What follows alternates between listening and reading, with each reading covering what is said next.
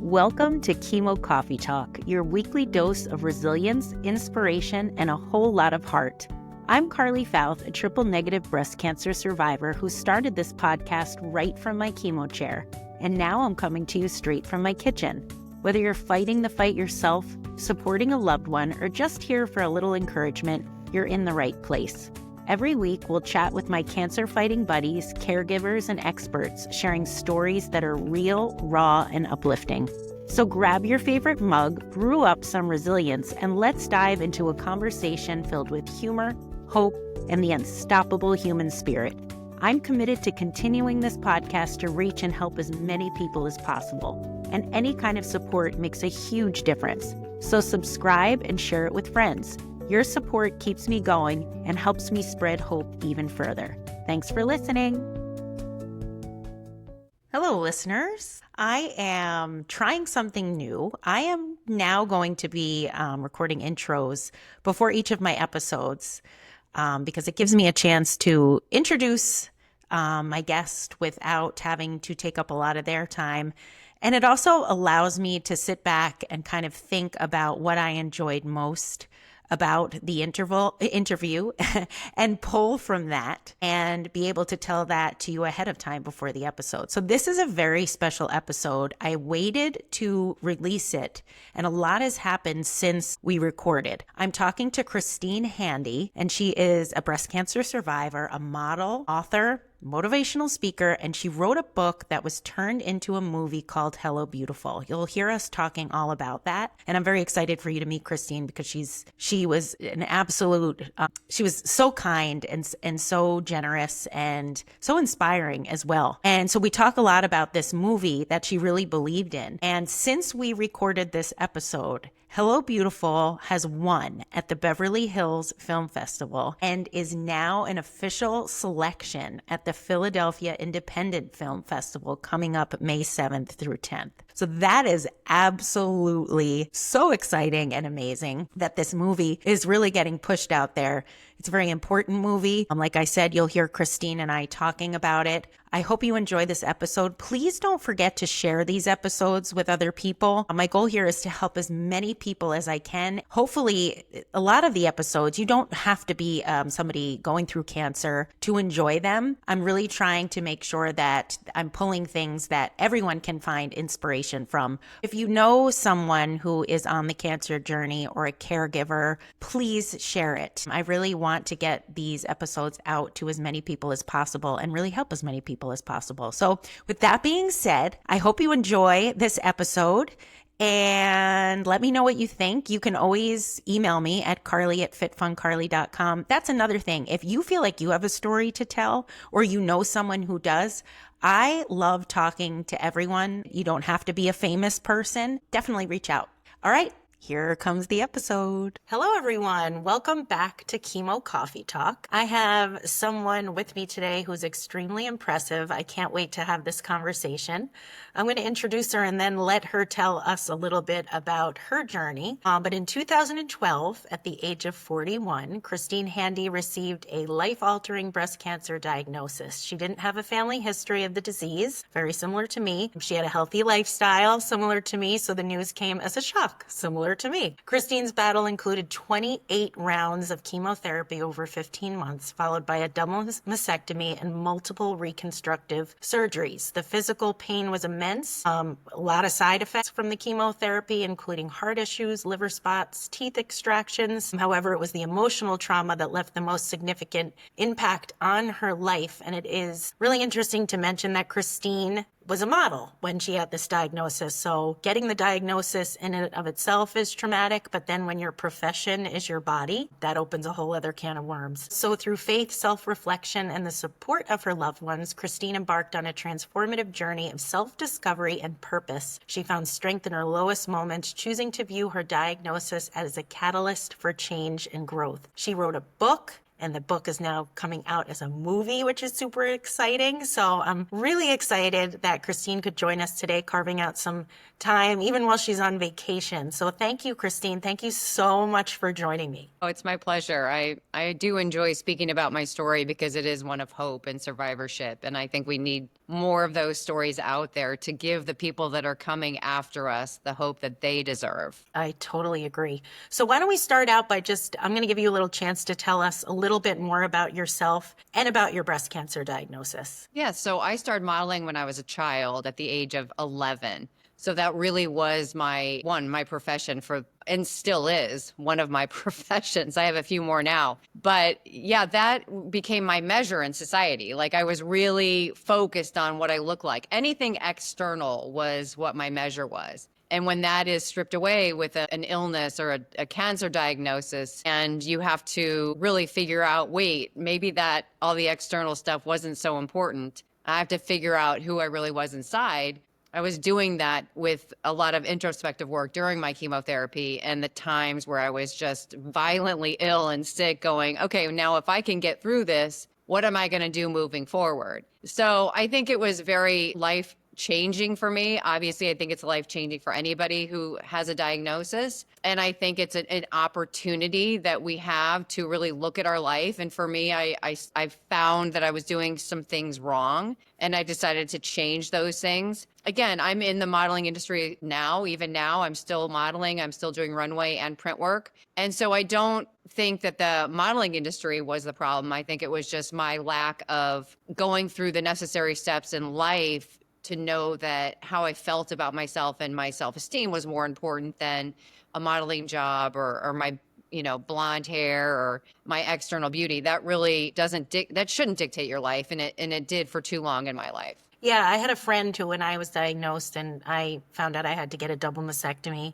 and he said to me that, and I thought this was really profound and true, that, okay, so you're going to be you're shedding all these things that you don't probably matter to you as much as you think they do, because once you get rid of like losing your hair and losing your chest, you become more in tune to who you are on the inside, very similar to what you just said. And I kept thinking of that too, because obviously, even when you're not a model, yeah, as a woman, it's your identity as a woman is through your breasts sometimes. So when you get them removed, it's just you have to reshift what you think about your own body and how you consider beauty, I think. And especially as a model, that must have been very, very difficult. Well, and my story has so many levels of trauma and rebuilding. Because I had implants after my mastectomies, I had implants put in and I had many revisions and ultimately they were recalled. Allergen recalled the specific implants that I had, which I was really mad about because that was another surgery. Ultimately, I ended up having breast implant illness and had those extracted in an emergency situation during COVID. And so I literally woke up in the hospital of June of 2020 alone, right? Because nobody was allowed really in the hospitals other than, really serious illnesses. And I was alone and I woke up from an emergency surgery and I woke up in so much grotesque pain and I was in the recovery room and I put my hands kind of in the middle of my chest and I could feel a lot of swelling. And then I moved my hand over and my chest was vacant. And I had never, ever, even during cancer, my breast cancer, I had never seen my chest vacant, ever. Because I went from the mastectomies to expanders to implants. And when I felt that was some kind of emotional pain. And because I never imagined it.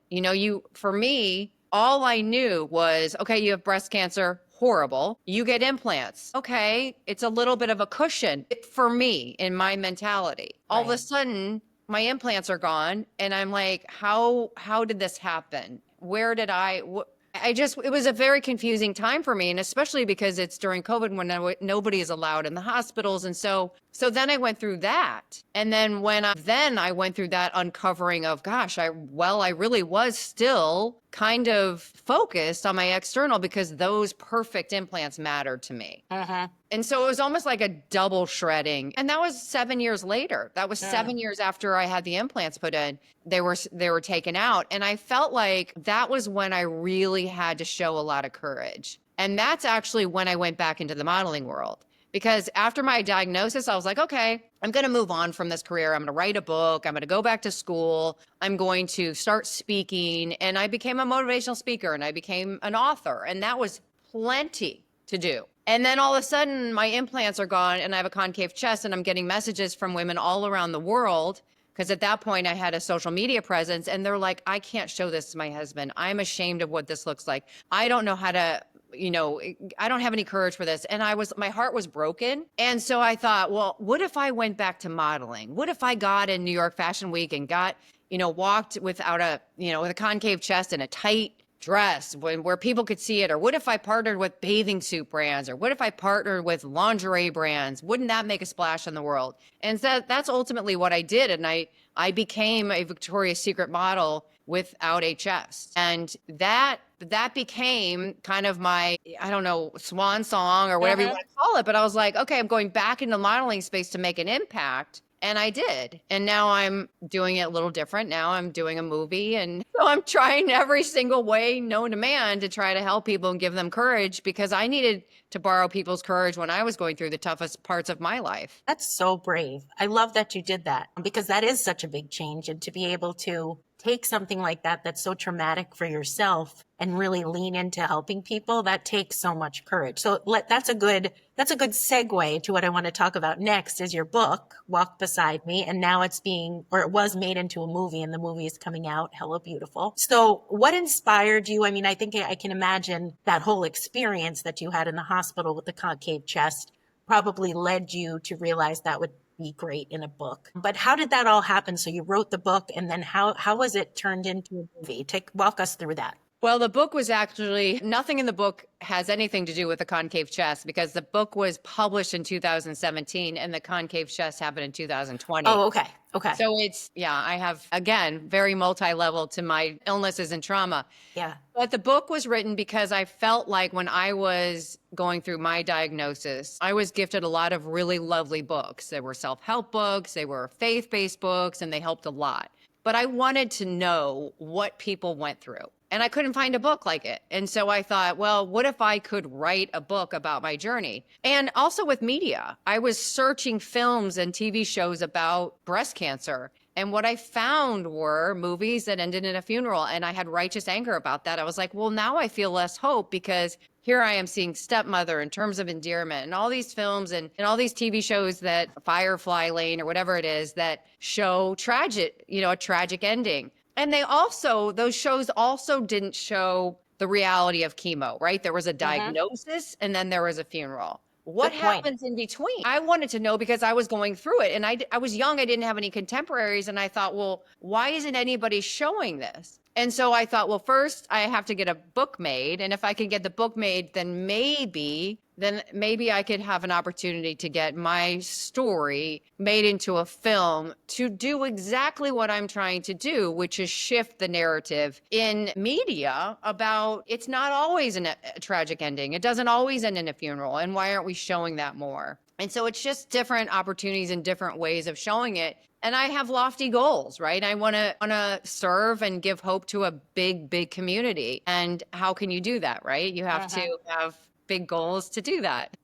Yeah, I love that you brought that up about not being able to find a story that had an ending that you were going to have. And I had a very similar thing with being a fitness instructor, with not really finding any stories, and there was no one really to watch who went through it, who stayed with their exercise. So like you sort of have to create your own path. And I think sometimes those things happen for a reason, that you were there because maybe this is your path to be able to help other women in that way. So I'm really happy you mentioned that. Talk to me a little bit about Hello Beautiful. I know it's all about showing the deeper meaning of beauty beyond the physical appearance. What is your favorite thing about the movie? Like, do you have a favorite? I mean, maybe it's the person who played you, or what was your favorite thing about that entire experience, to see your book being made into a movie, which is amazing? Well, the fact that any movies get made is an absolute miracle.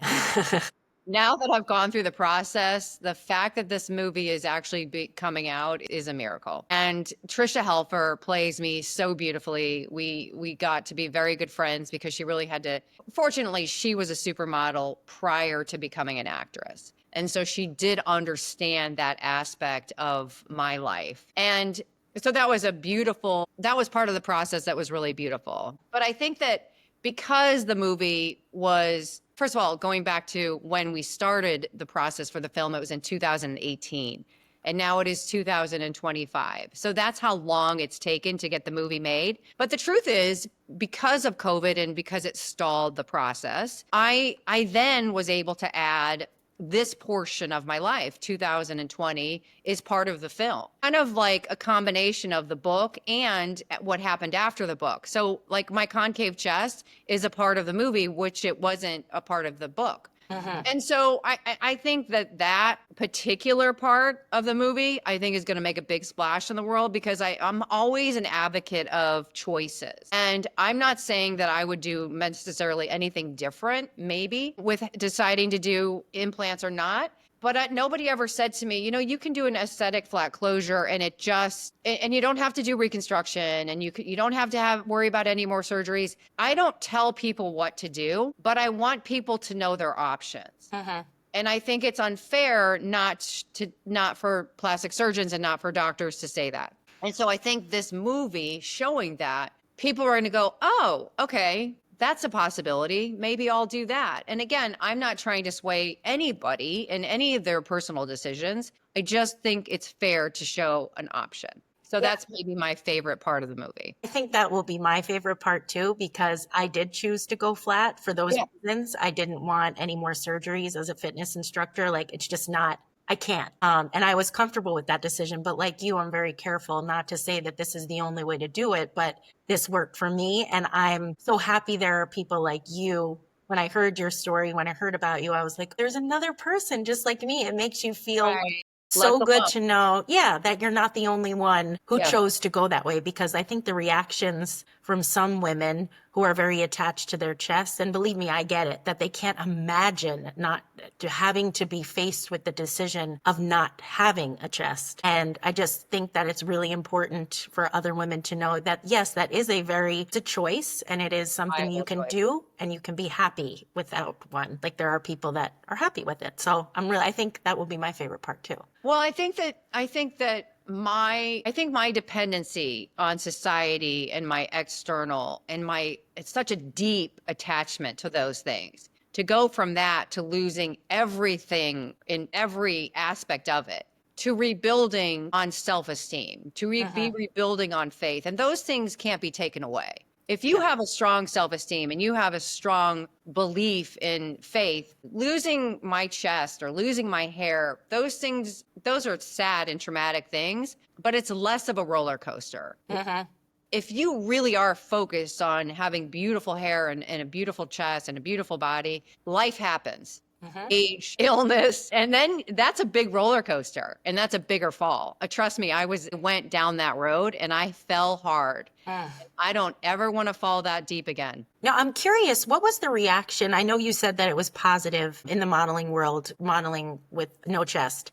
Yes. Did you have any pushback from anyone? Yes. Oh, you did. Okay. So it wasn't all like, not everyone was cheering. No. So when I decided to go back to modeling, it was, 4 years ago. And I said, I had never done runway before. I was always a print model. And so I said to my modeling agency that I'd worked for years, decades, I'm going to come back to work. I'd like to come back to work. And they said, okay, great. And I said, well, yeah, but I probably need to come in and show you, and they said, sure, whatever. They had no idea. So I went in and they were like, yeah, we don't think so. And so I thought, okay, we don't have the same vision. We don't have the same mission. Gracefully, we're going to take different paths, and that's fine. I don't take anything personally, and it's not personal to me. People have different visions. And so I took it to somebody else, and I called my manager and I said, I need to get into New York Fashion Week. And so I went up to New York Fashion Week and I got into some shows to see them, to watch them. And I would hurriedly walk up to the designers after the show, even though they had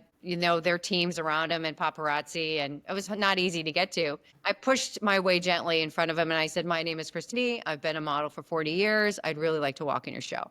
And this is why. And I had designers that said yes to me. Mm. So then I had to figure out how to walk in New York Fashion Week or walk on a runway. And at that point, we were just coming out of COVID. And so I was in flip flops and tennis shoes for a couple years or a year and a half. And so I had to learn how to walk, really walk in heels well. Mm-hmm. And, in the runway walk. So I wore high heels for 30 days, 30 straight days. I wore it to the gym. I wore them to the gym. And I wore different heels. I wore because I wanted my feet and my calves to be completely well versed in how to walk on a runway. So I would just walk in my hall like every day, certain times a day, where I would practice the runway walk. And then I would wear, like I said, I would wear high heels to the grocery store. And I live in Miami, so I had short shorts on and high heels. I looked like a prostitute at 7 in the morning, but I didn't care. Yeah. Like I had to show up. If I was actually going to do this, if people were going to trust me to be a runway model, I had to do my job. Mm-hmm. And I didn't want to have any room for error because I was showing up for a big community of people that needed to see that. Mm-hmm. And so I learned how to walk the runway and I did a great job. And then I went to Miami Swim Week and wore a bathing suit at 51 and did it there. And then I kept going. And so there's really no ceiling to what you can accomplish. If there's a space in the world that is not being occupied, like for me, a concave chest and a model that's been around for a long time, that was a space that needed to be filled. And I Mm-hmm. was able to fill it. So just because somebody said no doesn't mean that it was a bad idea. It was an exceptional idea. I just needed different people to get it done. I love that you just said that. That's such a great mindset. So let's talk a little bit about mindset because you have to have a strong mindset to get through what you went through. And I'm also really happy that you mentioned faith because that's something that got me through my journey as well. So how did your mindset and spiritual beliefs help you face cancer? And what advice do you have for those struggling to find hope? Well, I was prior to my breast cancer, I was more concerned about going to a yoga class or an athletic class than going to a Bible study because I was so concerned about my external beauty. And I needed to be in I felt like I needed to be in shape and a certain size and a blah, blah, blah. The list was long. And when I was diagnosed with breast cancer, I thought, I probably should have gone to those Bible studies and not gone to all those workout classes as much as I did. But those friends that were going to the Bible classes, they showed up for me and then they were my Bible study. I became their focus to really teach me like, okay, well, you may have done it wrong, but you have an opportunity to do it differently. And I would rather be tethered to my faith than tethered to anything of this world. Because as we know, I went through divorce after cancer. Literally, all the society things that people say should be important in your life. Just look around at the billboards. And what are they pushing? They're pushing things that can be taken away, whether it's financial, material, people, external beauty, all of that can be stripped away. I didn't want to be tethered to anything that could be stripped away anymore. So I wanted to be tethered to faith. And so I focused on Christian music and faith-based podcasts. And I just refocused on what I was listening to and what I was seeing. And it took months. This is not a small process. I had spent 41 years focused on external things. I needed to refocus for the next 18 months of going through chemo before I went back into the world. And I just, I had no idea what was going to happen, whether I was going to survive or not. But I knew that if I showed hope and courage every single day, then I was showing my kids and my family and my friends that I was tethered to faith, not tethered to things or tethered to fear. And so I think mindset is ultimately all we really have, right? What we focus on, we become, period. What I focused on, I always became, whether it was very materialistic. When I focused on that, I became very good at that. Whether it was very, a successful model, when I focused on that, I became that. And now I'm focused on faith and hope, and I'm becoming that in society. And that's what I want to be known for and tethered to. Oh, you're so pretty on the outside, but you're even prettier on the inside. Like you just like exude this beauty. So that's really inspirational. And I agree with you 100% because like I said, the fitness industry is kind of similar to the modeling industry because a lot of it is based on what you look like and your body type and that stuff. So I can relate on so many levels. So now, Christine, you went through cancer, you were a model, you wrote a book, was made into a movie. What is next in your mission to empower others? Well, the movie's just about to come out, Yep. and it's not coming out everywhere yet. We're the spotlight feature film for the Beverly Hills Film Festival Oh, next Tuesday, April 1st. so exciting. And so we're building legs for the film. We are going from that to another festival, and ultimately we want to keep going. And then we will eventually come out in theaters and on streaming. This is just the beginning. And the breast cancer community is showing up for the festival. It's oversold. So it's going to be really a grassroots momentum that gets this film where it needs to be. And so again, this is just the beginning. We're just getting started. Even though it's been 7.5 years, I feel I like know it's like you said, it takes so long to make a it movie, does.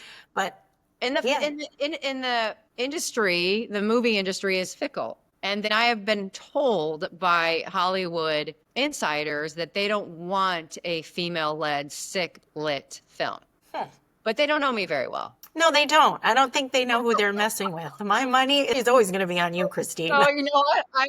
I'm leading the charge to change the narrative of cancer in film. That's my goal. It's gonna Yeah, take, and it's gonna take a you know little what? Yeah, and I think you and I have it. We're very similar in the fact that as soon as you tell me I can't do something, I'm going to show you that I can, and then I'm going to take pictures and show you because that's just like you Exactly. have to be like that. That's part of what gets you through the Yeah. situation that you and I have been through. I appreciate you so much spending some time talking to me. I think you're such a role model. I can't wait to see the movie. I'm so excited. I hope it comes. Is it going to come to Boston?